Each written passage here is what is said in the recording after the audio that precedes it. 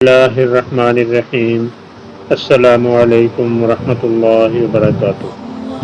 سلسلہ واقعات کی ایک نئی ویڈیو کے ساتھ آپ کی خدمت میں ایک بار پھر حاضر ہیں۔ ہماری آج کی اس ویڈیو کا عنوان ہے حضرت موسیٰ علیہ السلام پارٹ 2۔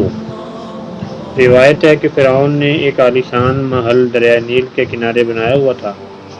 اس محل کا نام عین الشمس تھا۔ اس پر ایک حوض بنا کر دریا کے پانی کو کاٹ کر ایک نہر اس حوض پر جاری کی تھی اور اس پر 4 ستون سونے کے بنائے تھے، اس طرح کہ حوض کے کنارے سے عمارت کی بلندی سے اوپر نکل جاتے تھے، اور 2 درخت حوض کے کنارے ایسے تھے کہ جن میں سے ایک میں سے زرد روغن نکلتا اور دوسرے میں سے سرخ روغن نکلتا، اور افادیت ان کی یہ بیان ہوئی کہ وہ روغن جس بیمار آدمی کو دیا جاتا وہ اللہ کے فضل سے شفا یاب ہوتا۔ تب فرعون ملعون انہی درختوں کے سبب خدائی کا دعویٰ کرتا اور ربوبیت کی دلیل ان 2 درختوں سے دیتا کہ میری ربوبیت کی یہ دلیل ہے۔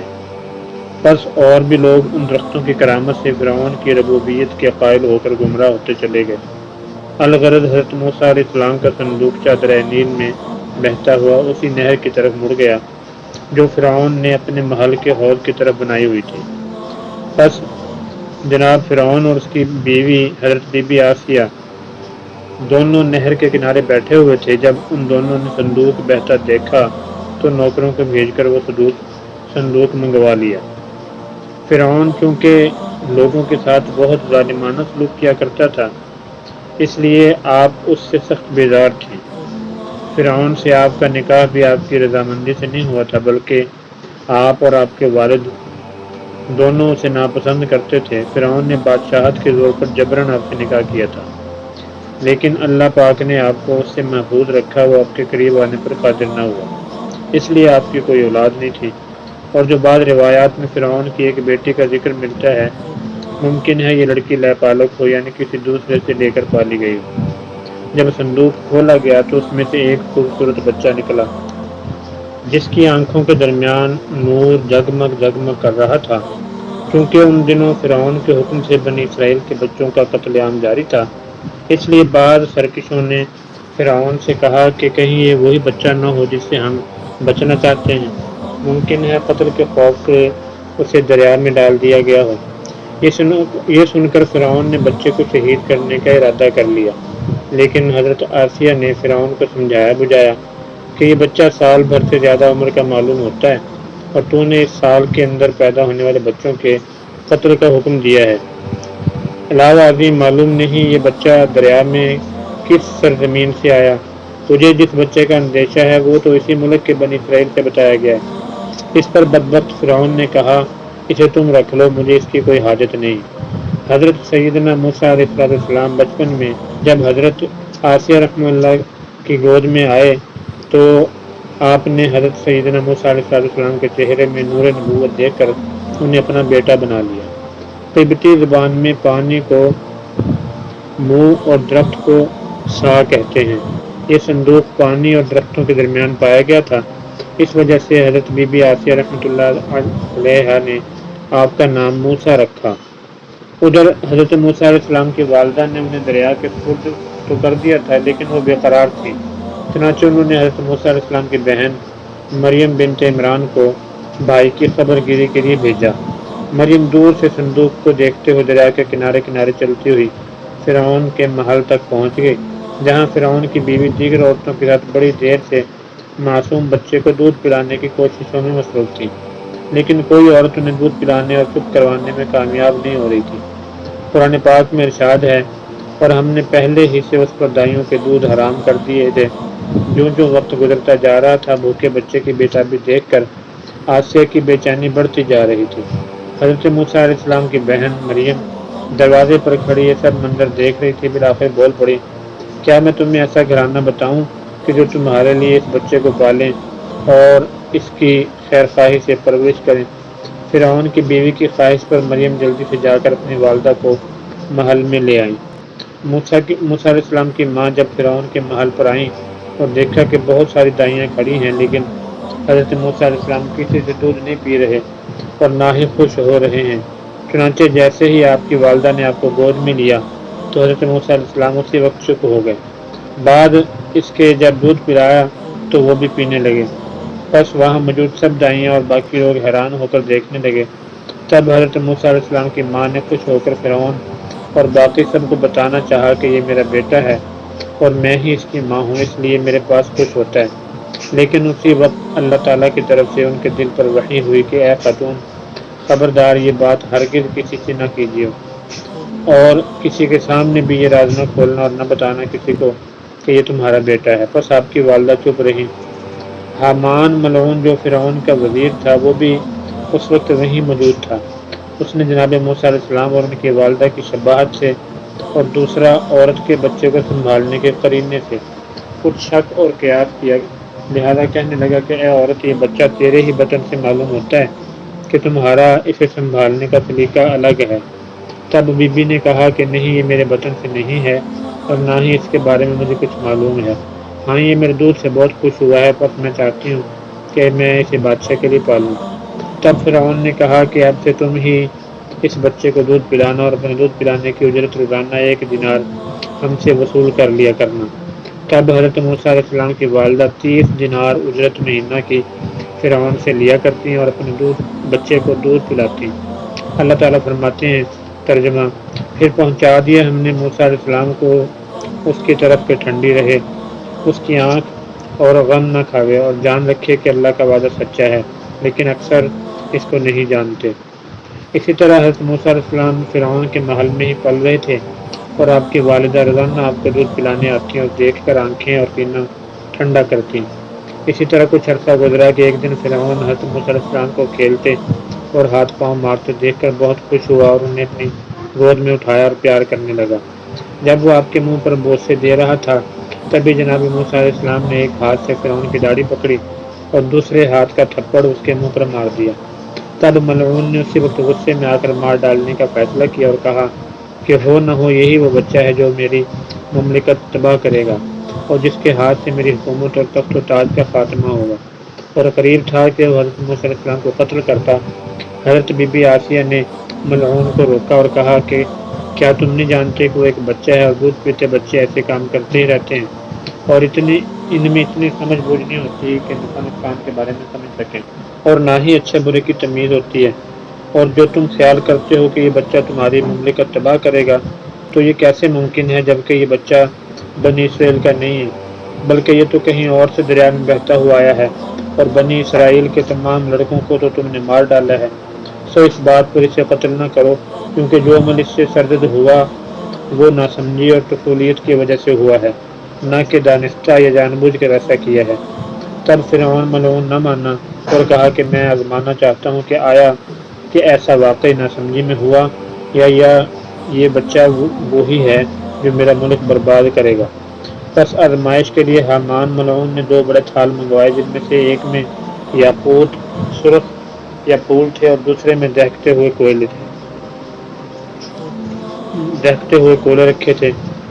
پس حامان نے کہا کہ اگر یہ کوئلوں کو پکڑے گا تو مطلب اس کا یہ کہ یہ بنی اسرائیل سے نہیں ہے، اور جو اس نے کیا وہ ناسمجھی اور طفولیت کے باعث ہوا، اور اگر دوسرے تھال سے یاقوت یا پھول اٹھائے تو مطلب کہ یہی وہ بچہ ہے جو ہمارا دشمن ہوگا، اور اس نے دانستہ ایسا کیا اور اشارہ دیا۔ پس جب تھال سامنے رکھے گئے تو جناب موسیٰ علیہ السلام نے چاہا کہ یاقوت اٹھائیں، لیکن اللہ تعالیٰ نے جبرائیل علیہ السلام کو حکم کیا کہ فوراً جاؤ اور موسیٰ علیہ السلام کا ہاتھ انگاروں کی طرف لے جاؤ۔ چنانچہ حضرت موسیٰ علیہ السلام نے ایک دہکتا ہوا کوئلہ اٹھایا اور اسے اپنے منہ میں رکھ لیا۔ تب اس کی وجہ سے آپ کے ہاتھ کا کچھ حصہ اور زبان جل گئی، جس کی وجہ سے بعد میں آپ کی زبان میں لکنت پیدا ہو گئی اور آپ کو صاف طرح سے اپنی بات بیان کرنے میں مشکل پیش آتی۔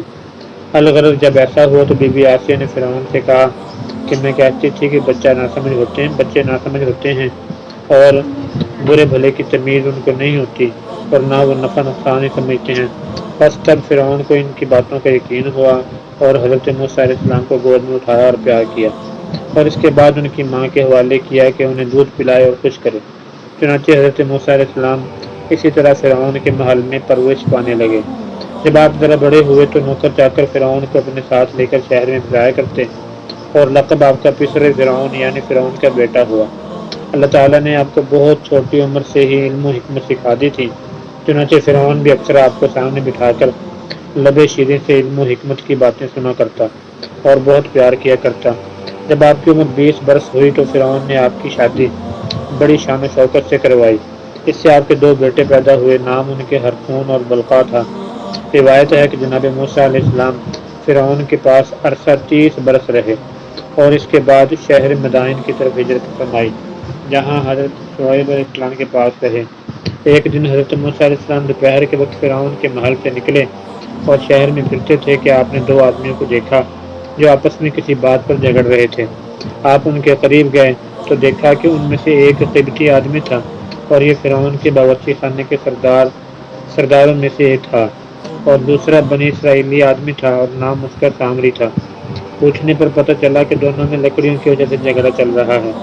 اسرائیلی شخص سامری نے فریاد کی کہ دیکھو، یہ قبطی آدمی مجھ پر ظلم کر رہا ہے، میں یہ لکڑیاں جنگل سے کاٹ کر لایا ہوں اور انہیں بیچ کر میری گزر بسر ہوتی ہے، پر یہ شخص مجھ سے یہ لکڑیاں چھین رہا ہے۔ تب قبطی شخص نے کہا کہ یہ لکڑیاں تمہارے باپ فرعون کے باورچی خانے کے لیے ہیں، کیونکہ اس سرزمین مصر کا رب فرعون ہے، اس لیے یہاں کی ہر چیز پر پہلا حق اس کا ہے، اور اسرائیلی چونکہ ہمارے خدمتگاروں میں سے ہیں۔ جب حضرت موسیٰ علیہ السلام نے دونوں طرف کی بات سنی تو آپ سمجھ گئے کہ اسرائیلی حق پر ہے اور قبطی شخص اس پر ناحق ظلم کر رہا ہے اور اس کی لکڑیاں چھین رہا ہے۔ تب جناب موسیٰ علیہ السلام نے اس قبطی شخص سے کہا چونکہ تو ناحق ظلم کر رہا ہے اور اسرائیلی شخص سچائی پر ہے، بس تو اس کی لکڑیاں اس کے حوالے کر اور جانے دے۔ لیکن قبطی شخص نہ مانا اور نہ ہی لکڑیاں واپس کیں۔ حضرت موسیٰ علیہ السلام نے پھر کہا، تب قبطی کہنے لگا کہ آپ ہمارے رب فرعون کے پسر ہیں اور اسرائیلی ہمارے خدمتگار، تو ان کی ہر چیز پر ہمارا حق ہے، اور اگر آپ ان کا ساتھ دیں گے تو اس کی شکایت میں فرعون کو کروں گا، اور لکڑیاں چھوڑنے سے انکاری ہوا۔ تب جناب موسیٰ علیہ السلام کو غصہ بہت آیا اور آپ نے ایک دھونسا اس قبطی کے سینے پر ایسا مارا کہ وہ زمین پر گرا اور وہیں مر گیا۔ بس جب آپ نے ایسا دیکھا تو بڑے پریشان ہوئے اور تب وہاں ان تینوں کے سوا اور کوئی نہ تھا اور نہ کسی کو معلوم ہی پڑا بجز اللہ کے کہ وہ سب جاننے والا ہے۔ بعد اس کے حضرت موسیٰ علیہ السلام نے اس اسرائیلی شخص سامری کو وہاں سے بھگا دیا کہ کہیں ایسا نہ ہو کوئی قبطی تجھے یہاں اس مرے ہوئے آدمی کے پاس دیکھ لے اور تو ناحق دھر لیا جائے۔ اور خود آپ نے بارگاہ الہی میں اس قبطی کو مار ڈالنے کے سبب اپنے گناہ کے لیے توبہ کی اور اللہ سے رو رو کر اس قتل کی معافی مانگی۔ بس اللہ نے آپ کا گناہ بخش دیا، بے شک وہ بخشنے والا مہربان ہے۔ چنانچہ ارشاد ہے، ترجمہ: کہا موسیٰ علیہ السلام نے، اے رب میرے، برا کیا میں نے اپنی جان کا، سو بخش مجھ کو، پس بخش دیا اسے، بے شک وہی ہے بخشنے والا مہربان۔ بعد اس کے وہاں چند قبطی آئے تو اپنے سردار کو مرا ہوا پایا، لہٰذا انہوں نے اس کی لاش وہاں سے اٹھائی اور فرعون کو اس بارے خبر پہنچائی۔ تب فرعون نے حکم جاری کیا کہ قتل کرنے والے کو میرے سامنے پیش کیا جائے۔ بس سبوں نے بتھیرا ڈھونڈا لیکن اس کا قاتل نہ مل سکا۔ قبطی کو لے جا کر دفن کیا۔ روایت ہے کہ اگرچہ فرعون کافر تھا لیکن ظالم و مظلوم کا عدل و انصاف خوب کیا کرتا، بس اس قبطی کے قاتل کو نہ پا کر چپ رہا۔ دوسرے دن حضرت موسیٰ علیہ السلام اٹھے اور ڈرتے ہوئے گھر سے نکلے، اور جب آپ شہر میں پہنچے تو دیکھا کہ پھر ایک قبطی اسی اسرائیلی شخص سامری کو مار رہا ہے۔ تب سامری نے آپ کو دیکھا تو دوبارہ فریاد کی۔ تب حضرت موسیٰ علیہ السلام سامری سے غصہ ہوئے اور فرمایا، بے شک تو صریح گمراہ ہے، ہر روز جان بوجھ کر ظالموں سے الجھتا ہے اور مجھے لڑواتا ہے۔ یعنی حضرت موسیٰ علیہ السلام کو معلوم تھا کہ قبطی ظالم ہیں اور فرعون کی پشت پناہی میں لوگوں پر بے جا ظلم ڈھاتے ہیں، لیکن سامری پر غصہ اس وجہ سے آیا کہ وہ جانتا تھا کہ قبطی ظالم ہیں، پھر بھی ان سے الجھتا تھا اور ان سے لڑنے کی اس میں خود میں اختیار طاقت ہرگز نہ تھی، بس دوسروں کو لڑوا دیا کرتا۔ بس حضرت موسیٰ علیہ السلام نے فرمایا کہ تو مجھے پھر سے لڑوانا چاہتا ہے، اور جب چاہا کہ ہاتھ ڈالنے اس پر، یعنی قریب تھے کہ غصے میں اسے مارتے، سامری بول اٹھا، کیا موسیٰ کیا چاہتا ہے کہ میرا بھی خون کرے، جیسا کہ کل تو نے ایک قبطی شخص کا خون ناحق کیا ہے، اور تو چاہتا ہے کہ ملک میں زبردستی کرتا پھرے۔ اور تو ہرگز نہیں چاہتا کہ قبطی اور اسرائیلی مل بیٹھیں، یعنی تو ہم میں ملاپ کروانے کے بجائے لڑائی کروانے والا ہے۔ بس جب دوسرے قبطی شخص نے یہ باتیں سنی تو سمجھ گیا کہ کل والا قتل جناب موسیٰ علیہ السلام نے کیا ہے۔ بس وہ وہاں سے فرعون کے محل کی طرف دوڑا تاکہ اسے جا کر اس سب اور کل والے قتل کی بابت بتا سکے، اور جناب موسیٰ علیہ السلام بھی اس کے پیچھے دوڑے۔ چنانچہ اس اسرائیلی شخص کے بتانے کی وجہ سے جو قتل کل تک چھپا ہوا تھا، آج سب کو علم ہو گیا کہ قاتل کون ہے۔ بس وہ قبطی شخص دوڑا اور اس نے مرنے والے کے گھر والوں کے علاوہ فرعون سے اس بات کا تذکرہ کر دیا کہ کل مرنے والے سردار کا قتل جناب موسیٰ علیہ السلام نے کیا ہے۔ تب حضرت موسیٰ علیہ السلام بھی اس کے پیچھے دوڑے، اور آپ ڈرے ہوئے بھی تھے، اس وجہ سے کہ فرعون بھلے ہی ظالم کافر ہے لیکن وہ عدل و انصاف سب کے ساتھ کرتا ہے، اور قاتل چاہے اس کا بیٹا ہی کیوں نہ ہو وہ لازمی سزا دے گا۔ اور آپ کی ماں اور حضرت آسیہ کو بھی اس بارے کچھ معلوم نہ تھا۔ چنانچہ جب اس قبطی شخص نے دوبارہ دربار میں فریاد گزاری اور فرعون کو قاتل کے متعلق مکمل حقائق سے آگاہ کیا اور اسرائیلی شخص کی بات کا تذکرہ کیا، تب فرعون نے مجلس شورا بلائی اور کہا کہ مجھے مشورہ درکار ہے کہ اس بارے کیا کرنا چاہیے کہ موسیٰ میرا بیٹا ہے، لیکن یہ بھی سچ ہے کہ اس نے ایک شخص کا ناحق قتل کیا ہے۔ اب بتاؤ اس معاملے کا کیا حل ہونا چاہیے؟ تب حامان ملعون، جو کہ شروع سے ہی آپ کے خلاف تھا، اس نے کہا کہ بے شک موسیٰ علیہ السلام فرعون کا بیٹا ہے، لیکن یہ بات بھی ہے کہ اس نے قتل ناحق کیا ہے، لہذا انصاف کا تقاضا یہی ہے کہ موسیٰ علیہ السلام سے اس مرنے والے کا قصاص لیا جائے، جو کہ انصاف کی روح سے موسیٰ کا قتل بنتا ہے۔ تب فرعون نے حکم جاری کیا کہ موسیٰ علیہ السلام کو پکڑ کر پیش کیا جائے تاکہ اس سے قبطی شخص کے قتل کا قصاص لیا جائے۔ تب وہاں ایک شخص ایسا تھا کہ جناب موسیٰ علیہ السلام کا خیرخواہ تھا اور سچا پکا مومن اور مسلمان تھا، اور بعض نے کہا کہ وہ فرعون کا چچیرا بھائی تھا اور نیک مومن شخص تھا۔ پس وہ شخص وہاں سے دوڑا اور حضرت موسیٰ علیہ السلام کو شہر کے قریب جا لیا اور کہا کہ اے موسیٰ، فرعون تجھے مار ڈالنے کے در پہ ہے اور تم سے اس قبطی شخص کا قصاص لینا چاہتا ہے، پس تم ابھی شہر سے نکل جاؤ، تبھی بچ سکو گے، اور میں تمہارا خیر خواہ ہوں اس لیے تمہیں خبر دینے کے لیے وہاں سے دوڑا آ رہا ہوں۔ چنانچہ ارشاد باری تعالیٰ ہے ترجمہ: اور ایک شخص شہر کے پرلے سرے سے دوڑتا آیا اور کہا، اے موسیٰ، دربار والے مشورت کرتے ہیں تجھ پر کہ تجھے مار ڈالیں، تو نکل جا یہاں سے، میں تیرا بھلا چاہنے والا ہوں۔ پس حضرت موسیٰ علیہ السلام اپنی ماں اور اہل خانہ کو چھوڑ کر شہر مصر سے ڈرتے ہوئے نکلے، اور اس بارے میں بھی خبر لیتے رہتے کہ کوئی ان کے پیچھے تو نہیں آ رہا جو انہیں پکڑ کر فرعون کے آگے پیش کرے، جو اسے قتل کے جرم میں قتل کروانے پر تلا ہوا ہے۔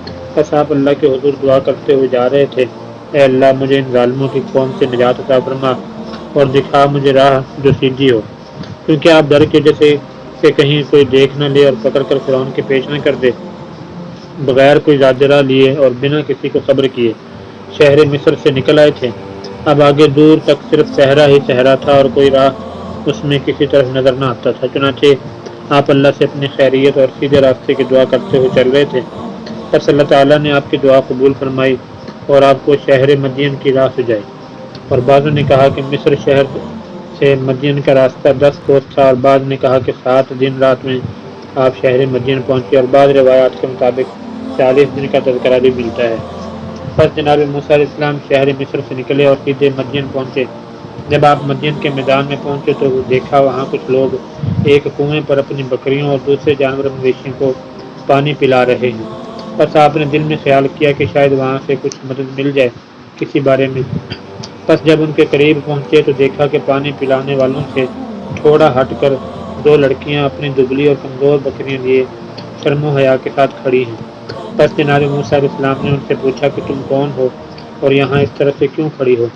پس کہنے لگیں کہ ہم یہاں اپنی بکریوں کو پانی پلانے کے واسطے آئی ہیں، لیکن یہ کنویں کا ڈول پانی سے بھر کر کھینچنے سے قاصر ہیں، اور نہ ہم میں اتنی طاقت ہے کہ کنویں کے منہ پر رکھے پتھر کو ہٹا سکیں، کہ اسے ہٹانے کے لیے 40 مردوں کی طاقت درکار ہے، اور ہمارا کوئی بھائی نہیں جو ہمارے لیے یہ کرے، اور ہمارا باپ ضعیف العمر اور نابینا ہے، تو ہم اس انتظار میں کھڑی ہیں کہ جب یہ چرواہے اپنے جانور مویشیوں کو پانی پلا کر چلے جائیں گے تو پھر اس کے بعد جو پانی بچ جائے گا ہم اپنی بکریوں کو پلا لیں گے، اور ہم ہر روز اسی طرح کرتی ہیں۔ پس جب جناب موسیٰ علیہ السلام نے یہ بات سنی تو آگے بڑھے اور کنویں کے سرے پر رکھا ہوا پتھر ہٹایا جو چرواہے جاتے وقت دوبارہ کنویں کے منہ پر رکھ گئے تھے۔ اس کے بعد آپ نے ڈول بھر بھر کر پانی نکالنا شروع کیا۔ بس ان لڑکیوں کی بکریوں نے اس دن سیر ہو کر پانی پیا۔ اس کے بعد وہ لڑکیاں اپنی بکریوں کو لے کر شرم و حیا کے ساتھ چلی گئیں، اور جناب موسیٰ علیہ السلام چونکہ راہ سے تھکے ماندے اور بھوکے پیاسے تھے، آپ وہیں قریب ایک درخت کے سائے میں جا لیٹے اور اللہ تعالیٰ سے اپنی حالت کے بارے بیان کیا اور مناجات مانگی کہ الہی مجھے کچھ کھانے کو دے کہ میں بھوکا ہوں۔ حق تعالیٰ فرماتے ہیں ترجمہ: پس اس نے پلا دیا ان جانوروں کو، پھر ہٹ کر آیا چھاؤں کی طرف، بولا اے رب میرے، تو نے جو اتاری ہے میری طرف اچھی چیز میں سے اس کا محتاج ہوں۔ چنانچہ ان لڑکیوں کے رخصت ہونے کے بعد جناب موسیٰ علیہ السلام ایک درخت کے سائے میں جا بیٹھے اور اللہ تعالیٰ سے اپنی بھوک کے بارے میں بیان کیا اور کھانے کے لیے دعا فرمائی، لہذا آپ کی دعا قبول ہوئی۔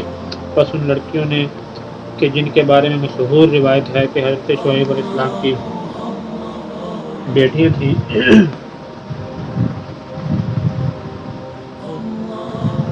گھر جا کر حضرت شعیب علیہ السلام سے اس بارے میں ذکر کیا کہ آج میدان میں ایک نوجوان ایسا قوت و رحم والا دیکھا اور طاقت ایسی کہ اس اکیلے نے کنویں پر رکھے پتھر کو ہٹایا کہ جسے ہٹانے کے لیے تمام میدان کے چرواہے مل کر زور لگاتے ہیں، اور نیک رحم دل کے بنا کسی صلے یا اجرت کے ہماری بکریوں کے لیے کنویں سے ڈول بھر بھر کر پانی نکالا، اور آج جیسے سیر ہو کر بکریوں نے پانی پیا ایسے پہلے کبھی نہ پی سکی۔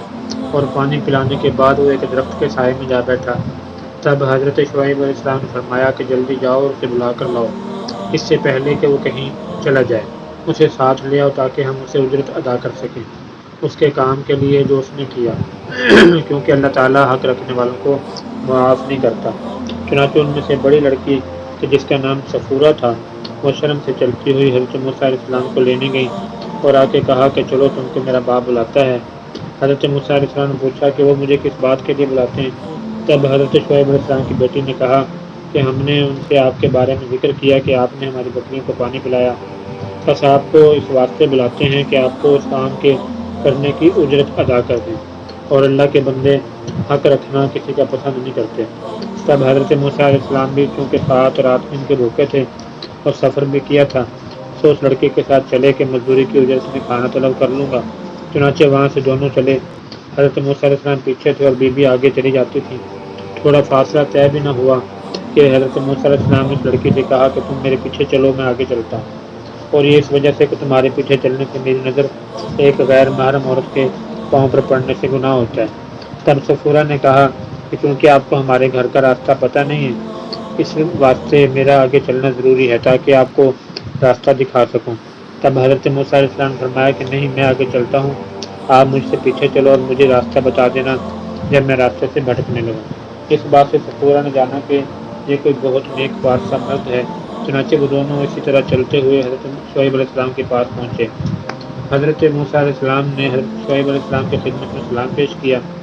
تب حضرت شعیب علیہ السلام نے سلام کا جواب دیا اور آپ کو اپنے قریب بٹھا لیا اور آپ کا حال احوال پوچھا۔ تب جناب موسیٰ علیہ السلام نے اپنے بارے جو کچھ حال گزرا سب بیان فرمایا، اور مصر میں فرعون کے بارے اور بنی اسرائیل کے احوال اور قبطی کے قتل اور وہاں سے اپنی ہجرت کے بارے سب کچھ بیان کیا۔